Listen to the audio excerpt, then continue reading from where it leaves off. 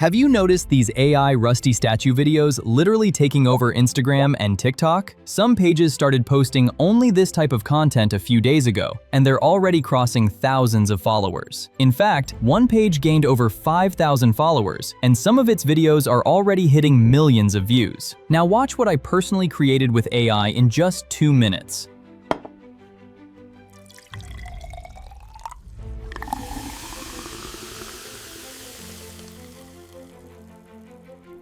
And today, I'll show you exactly how you can do the same completely free. Let's get started. First, open ChatGPT and paste the prompt I've provided. It'll instantly generate a list of 20 viral object ideas. You can pick any object from the list, or even use your own idea if you have something better in mind. Once you've selected your object, open the second prompt link I've shared in the description and copy the entire prompt. Now head over to Google Flow, select the video option, then choose Omni Flash as your video model. Leave the rest of the settings as you prefer. Paste the prompt into the prompt box. Now go back to ChatGPT, copy the object you selected, and replace the object section inside the prompt with your chosen object. That's it. Click Generate, wait a few seconds, and your viral style rusty statue video will be ready. Let's see how mine turned out.